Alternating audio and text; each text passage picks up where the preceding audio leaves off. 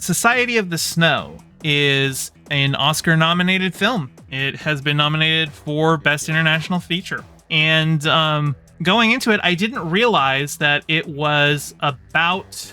I knew it was about a plane crash, but I didn't realize it was about the same plane crash that the movie Alive is about. It was a 1971 or 72 plane crash with a rugby team, and they were lost in the Chilean Andes for like 3 months. And it's a story of how they survived. And if you know anything about that story, you know that the way they survived was primarily quite a bit of cannibalism. But I haven't seen Alive. I knew like people were joking about it back when that one came out in the 90s. You know, you youngins probably don't even remember this movie. But this film, like I said, it's a foreign language film, so it's in Spanish. The whole film's in Spanish. And because it's like it's a Christian rugby team. They were like at a Christian school or something like that. There is a lot of discussion about what faith means in a situation like this, where like some people feel like, you know, God has abandoned them, or some people are like, what does it even mean to believe in God here? There are people they're talking about, you know, like God to me is the other people here, the hope that I have with these other people that we can get better. And I was expecting the cannibalism to be more openly gruesome than it was. They were actually trying to be as respectful as possible with it, and not just in the filmmaking, but the characters themselves. Like they assign, you know, the task of preparing the meat to like 1 or 2 people, so that they go off, do it somewhere where they can't see it, and make it so that it all gets mixed up, so you don't know who you're eating. It's just meat. You have that degree of detachment from it, so that you can do what you need to do to stay alive, to survive. And it's a very harrowing tale. It's a very sad movie. It's very amazing that, like, out of this big plane crash, like 17 people survived, and it's a real story. And surviving in the Andes in winter for 3 months. That's wild.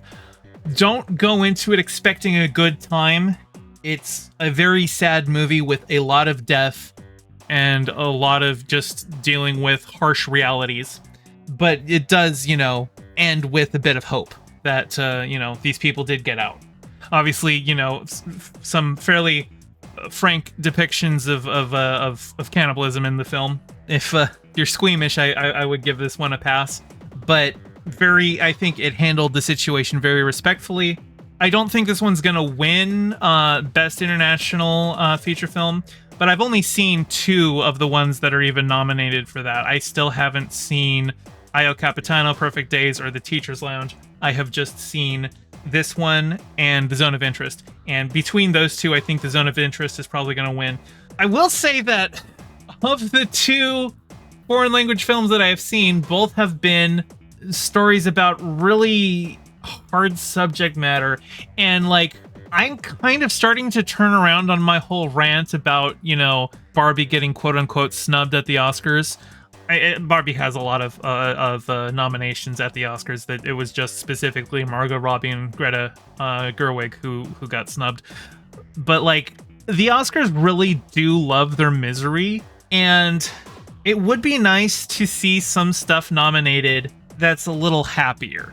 Because like I said, I'm committing to watching all of the nominated movies. I've still got 8 to get through, you know, in the next month.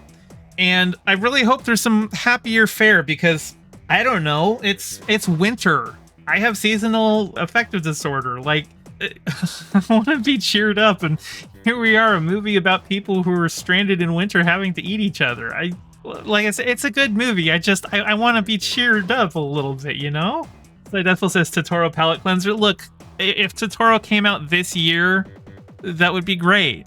There is a movie that looks cute that I really want to see, but that has been nominated for Best Animated Feature, but I don't know if it's going to come out in the States until after the Oscars. It's Robot Dreams. It's about a dog who gets a robot best friend, and all of the footage that I've seen from it looks absolutely adorable. I'd love to watch it, and I hope it comes out before the Oscars, because I would like to review something nice for the Oscars, you know?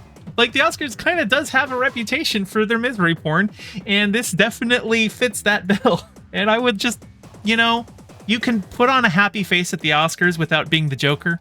Anyway, this ended up being less about the movie and more about just my gripes about the misery, but it is a solid film. It's just a very somber film, and I wouldn't go into it expecting a good time.